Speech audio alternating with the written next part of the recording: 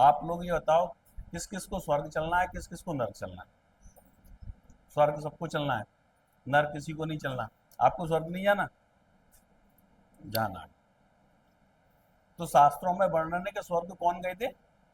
पांडव। जब पांडवों ने धर्म युद्ध जीत लिया और जब उनको सृष्टि के विनाश का संकेत मिला, तो उन्होंने क्या की, स्वर्ग की रोहण की यात्रा शुरू की। सबसे पहले वो कहाँ पहुंचे? केदारनाथ में पहुंचे।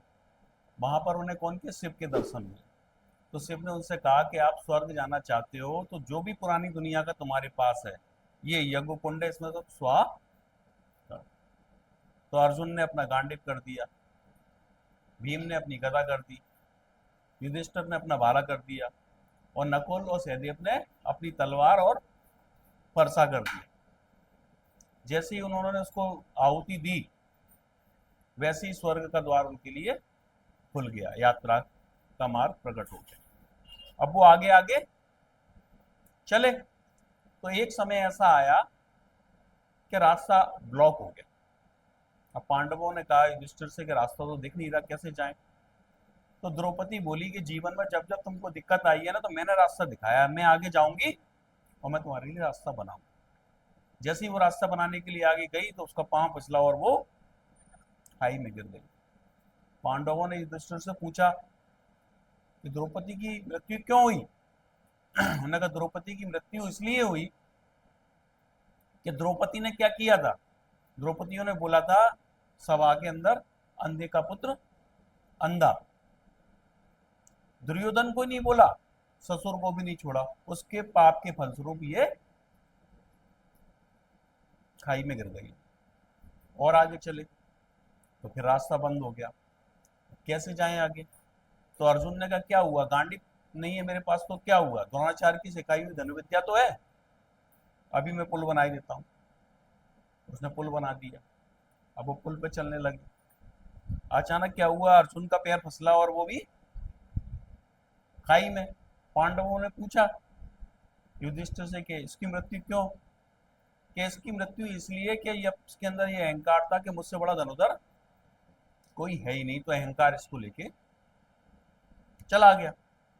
अब वो और आगे चले तो नकुल ने देखा बहुत खूबसूरत फूल लगे हुए, उनको देख के उसका मन उस फूलों की ओर हुआ। उसने कहा ज्येष्ठ, मैं फूल तोड़ने जा रहा हूँ। तो युधिष्ठिर ने कहा कि वो फूल नहीं है, वो तेरा भ्रम है, तू वहां मत जा। बोला नहीं, मुझे तो दिख रहे हैं। और जैसे ही उसने फूलों को छुआ तो वो भी। तो भीम ने पूछा कि इसकी मृत्यु क्यों? कि इसको अपनी सुंदरता का बड़ा घमंड था कि मेरे ऐसा सुंदर कोई नहीं है। वही सुंदरता का संस्कार इसको फूलों के रूप में लेके चला गया। अब और आगे चले तो सहदेव को क्या है, नकुल की आवाज सुनाई पड़ी। आवाज सुनाई पड़ी कि नकुल। तो उसने कहा ये तो आवाज है, मेरे भाई की आवाज है। उसने जेस से कहा कि मेरे को भाई की आवाज सुनाई पड़ रही है, वो तो जीवित है। उसने कहा तुम्हारा भ्रम है जे, ये तुम्हारा भ्रम है, तुमको गलत आवाज सुनाई पड़ रही है। नहीं युधिष्ठिर, तुमको तो हम सौतेले भाई है ना, इसलिए तुमको हमारे भाई की फिक्र नहीं है, मैं छोड़ दूं। और वो भी भाई में चला। तो युधिष्ठिर से पूछी कि ये क्यों गया? कि जो डाउट में गया, इसके मन में शुरू से ये था ये खास भाई है और मैं सौतेला हूं। अब थोड़ा आगे चले तो फिर रास्ता बंद हो गया।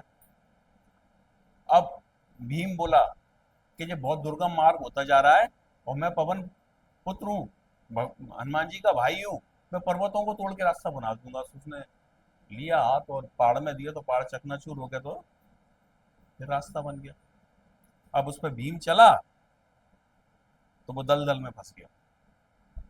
और युधिष्ठिर के साथ शुरू से लेके स्वर्गारोहण में कुत्ता भी जा रहा था, वो भी साथ में था। अब भीम ने कहा कि ज्येष्ठ मुझे बचाओ। अब भीम युधिष्ठिर के सामने ये समस्या कि कुत्ता डूब रहा है और जो डूब रहा है बचाऊं किसको। तो उनने क्या किया, कुत्ते को बचाया और भीम से कहा तू मुझे माफ कर देना, क्योंकि ये निर्बल प्राणी है, तू तो बलवान है, अपनी रक्षा करने में कुछ समर्थ है, तो अपनी रक्षा कर ले। तो भीम ने कहा कि ज्येष्ठ मुझे पता है कि अंतिम समय आ गया, लेकिन जो बताओ कि मैं मर क्यों रहा हूं? कि तू इसलिए मर रहा है कि तुझे ना क्रोध बहुत आता था, जिन लोगों का कोई दोष नहीं था उनकी भी तूने हत्या निर्मम तरीके से की है, इसलिए तू मर रहा है। अब कौन पहुंचे? युधिष्ठिर और वो कुकुर स्वर्ग में धर्मराज सामने आ गए, स्वागत किया, क्या चलो। तो युधिष्ठिर ने कहा कुकुर से, तो चल। बोले नहीं, कुत्ते की एंट्री यहाँ पर नहीं है। बोला नहीं, इसने तो मेरा एंड तक साथ दिया है, तो धर्म तो यही है कि जिसने एंड तक साथ दिया हो, इसने ही हमको यहाँ का स्वर्ग का रास्ता दिखाया, ये तो चाहे। तो बोले नहीं, तो आप लौट जाओ। तो युधिष्ठिर ने कहा तो मैं लौट रहा हूँ। जो ही लेटने को हुए तो कुत्ते के रूप में धर्मराज प्रकट हो गए कि मैं तुम्हारे यहाँ पेपर ले रहा हूँ। आप देख रहे हो ना किस किस कारण से स्वर्ग से वंचित हुए। हम भी सब इन्हीं स्वर्ग कारणों से वंचित हो। अब स्वर्ग की यात्रा शुरू हुई साहब। तो उनने कहा कि ये बताओ मेरा जो बहुत परिवार है वो कहाँ है। चलो ले चलता हूँ मैं तुमको। तो देखा कि वो नर्क में जा रहे थे, वहां लोग चीख रहे चिल्ला रहे। तो युधिष्ठिर ने कहा ये क्या है। बोले ये नर्क है। कि क्यों लाए आप यहाँ मुझे। कि तुम्हारे अपनों से मिलवाने के लिए लाया। तो देखा कि एक व्यक्ति का मुंह पूरा बाणों से भरा था। उन्होंने कि ये कौन है, कि पहचानो। तो देखा तो वो अर्जुन। उन्होंने कि अर्जुन का ये हाल कैसे हो रहा है, इसका मुख बाणों से कैसे बंधा हुआ है। तो धर्मराज ने कहा कि इसने भी क्या किया है, अपनी वीरता की नशे में सबका बाणों से मुंह भर दिया, इसलिए इसका भी मुंह बाणों से भर रहा है। कि भीम कहाँ है। कि देखो भीम वो आएगा। भीम को क्या किया जा रहा, जांग से चीरा जा रहा। तो हमने किसको ये सजा क्यों। किसको ये सजा, इसलिए कि इसने जरासंध को भी छल से मारा था और दुर्योधन की जंगा भी तोड़ी थी, इसलिए इसकी जंगा तोड़ी जा रही है। अब युधिष्ठिर तो बहुत ज्यादा विचलित हो गए।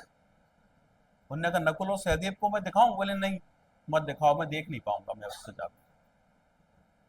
अब वो जाने लगे। इतने में क्या वो नर के प्राणियों ने आवाज दी कि धर्मराज आप यहीं रुको, आपके बदन को छूकर जो वायु आ रही है ना उससे हमारा मन शांत हो रहा है। तो युधिष्ठिर ने कहा कि अब मैं नर्क में ही रहूंगा, मैं स्वर्ग में जाऊंगा ही नहीं, वैसे भी मेरा परिवार यहीं पर है और द्रौपदी भी वहीं पर। तो द्रौपदी को भी यातनाएं दी जा रही है। कि द्रौपदी को यातनाएं क्यों दी जा रही है, कि द्रौपदी ने भी अपने जीवन में बहुत कुछ किया है। रंग वहां पे जब स्वयंवर हो रहा था तो क्या बोला कि सूत पुत्र में तेरा वर्णन नहीं कर सकती हूँ। तो उस पाप के कारण ये यहाँ पर नर्क में। तो नहीं, जब सभी नर्क में है तो मैं तो नर्क में ही रहूंगा। तो धर्मराज ने क्या किया, ऐसे किया वो सारी माया विलुप्त हो गई।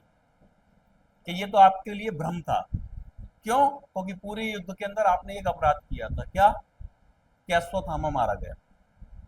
उसका फल भोगने के लिए आपको नर्क से गुजरना पड़ा। अब चलो स्वर्ग में। तो स्वर्ग में पहुंचा तो देखा तो वहां तो दुर्योधन भी स्वर्ग में। जे कैसे, कि नियम ये था कि जो रणभूमि में वीरता से लड़ेगा वो स्वर्ग जाएगा, इसलिए जे आया। मां सारे परिवार से मिले, गले मिले। अब स्वर्ग का जो सिंहासन था उस पर पता है कौन बैठा था। बताओ गैस करके कौन बैठा था। है? उस पर बैठा था कर्ण। लोगों ने पूछा ये यहाँ कैसे। कि पूरे युद्ध के अंदर एकमात्र योद्धा यही था कि राज्य का वास्तविक अधिकारी कौन था, ये था। और इसे पता था, फिर भी राज के लोभ ने इसको छुआ नहीं। तुमने तो राज के लोभ में युद्ध किया, लेकिन उसका राज्य का कोई लोभ नहीं था। वो तो अपनी मित्रता का ऋण चुकाने के लिए वीर गति को प्राप्त हो गया। और उस युद्ध में चाहता तो इतना सामर्थ्यवान था कि वो पांडवों को पराजित कर सकता था, लेकिन धर्म की विजय के लिए उसने अपने प्राणों की भी आहुति दी। सबने कर्ण को राजा मान लिया। इतने में भगवान प्रकट हो गए। भगवान ने कहा ये 106 भाई अगर पृथ्वी पर सब एक होते तो व्यवस्था क्या होती। इस ये जन्म लिया था मैंने धर्म स्थापना के लिए, लेकिन अगला जन्म में जो लूंगा ना वो उसके लिए लूंगा जो युग परिवर्तन की भावना रखता है। और युग परिवर्तन की भावना कौन रखता था, कर्ण। कि मैं अब इसके रथ का सारथी बनूंगा। तो ये समय जो चल रहा है ना वो युग परिवर्तन का चल रहा है। नर्क से स्वर्ग की स्थापना का समय बन रहा है। तो क्यों ना हम अपने आप को कर्ण मान लें। और भगवान ने हमारे सारथी बनने का हमको वचन दिए ही है, तो क्यों ना हम फिर धर्म की स्थापना करें और युग परिवर्तन के कार्य में सफल हों और स्वर्ग पहुंचे। अब आपको समझ में आ रहा है कि वहां तो स्वर्ग जाने के लिए पूरा परिवार उसके साथ चला, तुम्हारा तो चलने को ही तैयार नहीं है। वहां तो वो कम से कम पूरा परिवार चला, फिर भी अपने अपने गुण दोष के कारण वो गिर गए। और यहाँ तो तुम्हारे साथ चलने को तैयार नहीं है, और वो जब चलने को तैयार नहीं है तो तुम उनके संग चलने को तैयार हो, तो तुम जाओगे कहाँ? बताओ कहाँ जाओगे? नर्क में ही ना।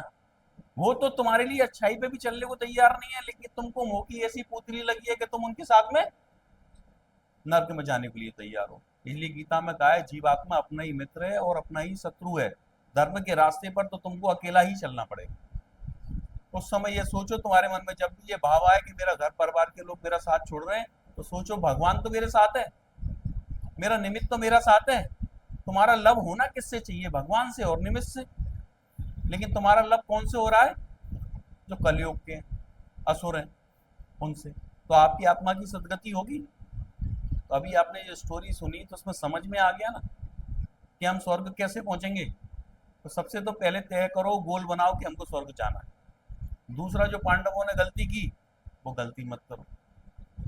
जो वफादारी से, कुत्ता कौन? जो वफादारी से तुम्हारे साथ चल रहा है, हर दुख में सुख में हर घड़ी में तुम्हारे साथ है भले ही तुम्हारा ब्लड कनेक्शन ना हो उससे, उसका त्याग मत करो, वरना भगवान तुम्हारा त्याग कर देगा। तुम प्रेम रखो, काय के आधार पर? गुणों के आधार पर, धर्म के आधार पर, अज्ञान के आधार पर नहीं, वरना अधोगति में तो तुमको जाना ही जाना। थैंक यू, इतना बहुत।